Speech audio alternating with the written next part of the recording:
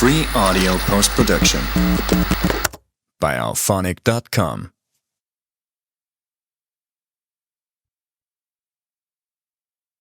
Bonjour à toutes et à tous, bienvenue dans Cinécast. Salut Thibaut. Salut Guillaume. L'émission qui vous fait découvrir les dernières sorties cinéma et streaming. Et avant de plonger dans notre série du jour qui s'appelle Scarpetta, pensez à vous abonner sur la plateforme de votre choix, à liker la vidéo si vous êtes sur YouTube ou à laisser un avis sur votre application de podcast favorite. Alors Scarpetta, c'est quoi? C'est une série HBO Max qui est basée sur un bouquin du même nom. C'est une série créée et showrunnée par Liz Sarnoff. Liz Sarnoff, pour la petite histoire, c'est une showrunneuse et scénariste qui a travaillé sur Barry, notamment une autre série HBO Max, qui a aussi travaillé sur d'autres séries dont tu me parlais un petit peu avant d'enregistrer Thibaut, quelle série? Deadwood et donc grande série HBO Max aussi Ouais. et Lost, hein, elle a écrit, 19 épisodes de Lost quand même donc c'est pas rien.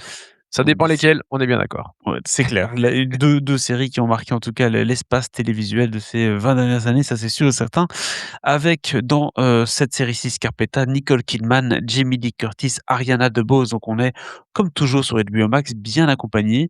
De quoi ça parle Scarpetta? Ça parle en fait de, la médecin légiste qui s'appelle Kay Scarpetta, qui a des mains habiles, qui a un regard perçant, forcément, c'est Nicole Kidman, qui se fait en fait la porte-parole des victimes au fil d'enquêtes médico-légales multiples, cherchant notamment à démasquer un tueur en série et à prouver que l'affaire qui a marqué sa carrière il y a 28 ans ne causera pas sa perte. Pas de bande-annonce pour cette série, Thibaut, mais tu en as vu 5 épisodes sur les 8.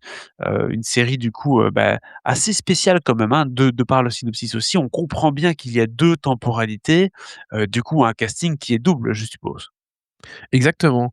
On va avoir 2 temporalités, donc le présent où, les personnages sont incarnés par, Nicole Kidman, sa sœur est incarnée par Jamie Lee Curtis, son mari à elle, c'est Simon Baker, le mari de sa sœur, c'est Bobby Cannavale, et puis il y a Ariana DeBose qui joue la fille du personnage de Jamie Lee Curtis, mais qui est plutôt élevée par le personnage de Nicole Kidman.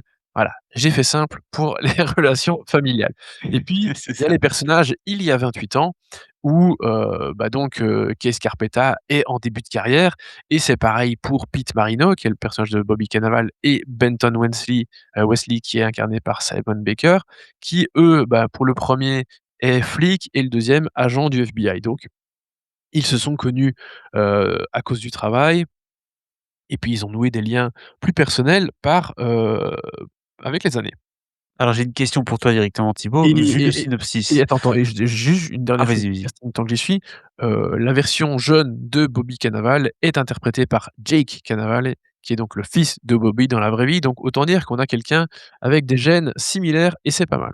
La boucle est bouclée pour cela en tout cas. J'avais une question, je disais parce qu'en fait, bon déjà il y a 2 choses, hein. C'est que ce genre d'histoire un peu croisée avec, 28 ans qui sont passés, c'est assez rare d'avoir ça avec un médecin légiste. En général, c'est un écrivain, c'est un enquêteur, tu vois? Un peu autour détective quoi, ce genre de truc-là. Mmh mh. Ici, il y a le médecin légiste et j'ai cru comprendre et dis-moi si je me trompe, on est quoi devant un procédural? C'est-à-dire qu'il y a à chaque fois une enquête, médico-légale ou bien on est sur une enquête qui va durer 8 épisodes avec des flashbacks et tout? On est sur, une enquête qui va durer 8 épisodes, avec des flashbacks où, l'idée de se rendre compte, de où elle en était dans son enquête à l'époque, des relations avec, ses supérieurs et cetera, avec la pression, avec les gens les anciens les collègues qui sont jaloux et cetera. Hem Donc il y a tout le temps des allers-retours comme ça entre, les 2 époques. Donc oui, on est dans quelque chose quand même de procédurier, dans le sens où on va suivre cette enquête, globalement sur les 8 épisodes, mais il y a quand même pas mal de choses à côté et c'est là où, c'est bien et c'est pas bien. Donc C'est-à-dire que attends, juste pour être précisé, pour être sûr que ouais, tout le monde comprend bien, on n'est pas dans une série où chaque épisode a sa petite enquête médico-légale, non, quoi? non, non, en OK. même temps, c'est une série de 8 épisodes, donc si tu commences à faire, tu sais, c'est pas comme, les séries des networks en 22, enfin les saisons Oui, de oui. 22 épisodes où tu peux faire ça, non. Ici, 8 épisodes, tu dois aller quand même un petit peu plus à l'essentiel. Bah, tu as HPI, haut potentiel aussi aux États-Unis qui a réussi à faire ça, hein, avec 8 épisodes par saison. À chaque fois, il y a une enquête par chaque épisode et en même temps, il y a une trame principale qui amène Ah le oui. le personnage plus loin. Bah, écoute, Je ne savais pas, mais c'est vrai que c'est quand même un peu plus rare pour Mmh. des séries avec un nombre d'épisodes un peu plus restreint, hein. Dieu sait que le monde de la télévision et de concevoir des séries a changé en 20 ans. C'est clair. En tout cas, il a bien évolué. Mais donc non, on a vraiment juste ce fil rouge, qui est là, tout le temps et puis le reste, c'est des histoires un peu, secondaires qui sont toujours liées d'une façon ou d'une autre. C'est-à-dire qu'on va avoir les relations entre les différents personnages qui vont être, au cœur du récit aussi. La façon dont les relations, sont nées, hein, notamment entre le personnage de Scarpetta et celui de son conjoint. Son conjoint on va apprendre dans un flashback que, avant de se mettre en couple avec Scarpetta, il avait une femme, une famille et cetera, des enfants. Mmh. Donc des choix compliqués et évidemment, c'est un sujet qui va revenir sur le tapis, 28 ans plus tard, hein, donc il y a toujours des relations compliquées. La relation avec la sœur qui est incarnée par Jamie Lee Curtis est aussi très compliquée. Elles s'aiment et elles se détestent en même temps. Il y a de la jalousie, il y a ceci, il y a cela. Le personnage de Jamie Lee Curtis était une mère absente et donc c'est Nicole Kidman qui s'est plus occupée de sa nièce, qu'autre chose. Donc voilà, il y a toutes ces relations familiales et amicales et professionnelles qui sont aussi au cœur, de la série et qui, bah, pour certaines sont intéressantes et viennent nourrir un peu, les personnages. Pour d'autres, ça vient un petit peu plus parasiter quand même le récit, même s'il y a des choses qui sont pas, enfin tout est pas, blanc ou noir pour, un personnage ou un arc narratif, hein. Évidemment, il y a des nuances, mais voilà et par exemple, un des personnages qui, en même temps, je l'aime bien parce qu'il y a des choses sympathiques, d'un autre côté, il me saoule pas mal, c'est le personnage de Jamie Lee Curtis qui malheureusement, je trouve depuis pas mal d'années, commence à devenir une caricature d'elle-même et à toujours faire un peu des personnages, un peu haut en couleur slash parfois un petit peu cinglés et au à un point tel que vraiment j'ai l'impression que son personnage ici ou dans une autre série ou dans un autre film, c'est un peu le même, quoi. Donc voilà, moi je trouve qu'on atteint un petit peu certaines limites avec certains comédiens qu'on va chercher pour certaines choses, mais en fait, c'est des choses qui sont déjà faites beaucoup par le passé, donc pourquoi tu leur demandes de refaire exactement la même chose? Il faut pas, donc voilà, c'est un peu frustrant parce que j'aime bien Jamie Lee Curtis, mais ces dernières années, c'est un peu, les montagnes russes malheureusement. Mais donc voilà, le point noir quelque part du récit, c'est qu'il y a beaucoup de sous-intrigues, il y a Mmh. des trucs donc tous les traumas familiaux, il y a des complots, il y a de l'intelligence artificielle, il y a beaucoup de choses, du bon, du moins bon, ça dépend, Mais il mais y a un côté feuilletonnant du coup, c'est ça le truc, c'est que d'un côté, c'est ce qu'on aime bien dans une série, mais en même temps, parfois, ça peut être le côté négatif de tu as l'impression qu'on tire un peu en longueur ou qu'on nous emmène sur des chemins de traverse qu'on n'a pas envie de voir, quoi. ouais, voilà, Mmh. et notamment, tu vois, la fille, donc du personnage de Jamie Lee Curtis, qui est la nièce de Scarpetta, elle a une épouse, qui est décédée, je sais plus si c'est une maladie ou d'un accident ou je sais même pas si c'est révélé, en bref, de toute façon, je m'en souviens pas. C'est un détail, mais c'est notamment ce personnage-là qui est lié à l'intelligence artificielle où, elle fait toujours exister sa défunte épouse au travers d'écrans et donc elle a des discussions avec elle et cetera. On soit, Mmh. ça c'est un truc qui est pas totalement inintéressant, loin de là, mais c'est donc une personne qui incarne, une veuve et où tu sens un moment un rapprochement avec un autre personnage et cetera et donc bon, c'est un peu les gros sabots pour, te raconter, ce personnage qui essaie de se libérer un petit peu de la mort de sa conjointe et d'essayer d'évoluer, d'aller vers autre chose, de tourner la page, enfin voilà. C'est pas très, très subtil, et c'est comme ça pour d'autres choses, mais à nouveau, tu vois, il y a à boire et à manger même au sein d'un même arc narratif, tu vois? Mmh. Donc je vais pas rejeter un truc complètement et voilà. Donc un peu mi-figue mi-raisin à ce niveau, en tout cas au niveau des sous-intrigues, tu vois? Il y a peut-être une chose dont on peut parler quand même pour terminer cette critique, Thibaut, c'est Nicole Kidman, hein, Bien qui sûr. voilà, vient quand même et qui est assez prolifique, hein, qui nous fait quand même pas mal de choses chaque année, un peu comme Charlize Theron qu'on voit beaucoup.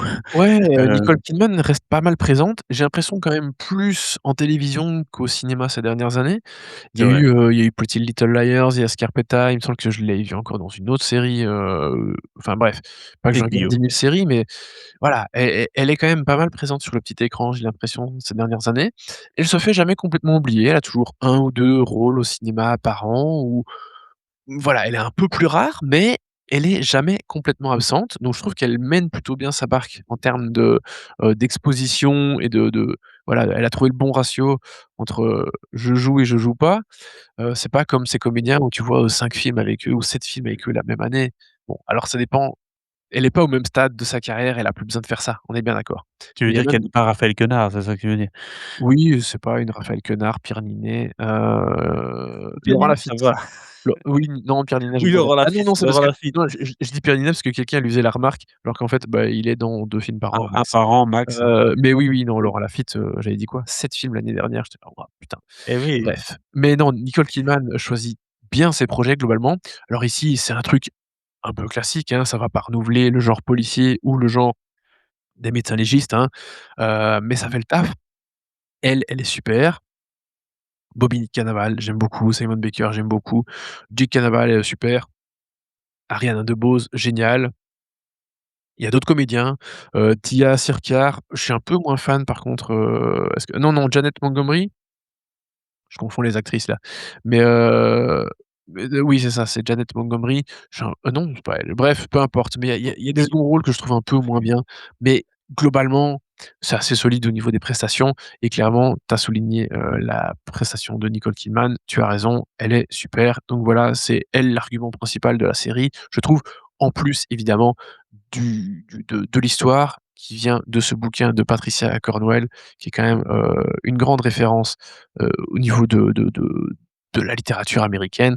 Donc voilà, Patricia Cornwell, ça reste toujours un plaisir de découvrir ces histoires, que ce soit en bouquin ou adapté, sur les écrans. Quelle note tu donnes à cette série du coup, Thibaut? Bah, je donne quand même un bon 3 étoiles, c'est assez plaisant. Je vais certainement terminer la série, peut-être pas ce soir, mais voilà, ça se regarde très facilement, c'est chouette à regarder. Donc voilà, c'est une bonne mini-série de 8 épisodes qui se tient bien, avec une histoire solide, des bons comédiens, une mise en scène tout à fait correcte, classique télé, hein, il y a pas grand-chose à relever, particulièrement. Mais voilà, c'est de très bonne facture. Voilà donc pour Scarpetta sur HBO Max à partir de maintenant cette semaine, hein, donc la semaine du 10 mars. N'hésitez pas à nous dire en commentaire ce que vous avez pensé de cette série, même du bouquin si vous l'avez lu. Abonnez-vous au podcast sur la plateforme de votre choix pour ne pas manquer nos prochaines recommandations et il y en aura puisqu'on vous parle cette semaine encore du Project Hail Mary. À très bientôt. Ciao, Ciao, ciao. ciao. Free audio post production by alphonic.com.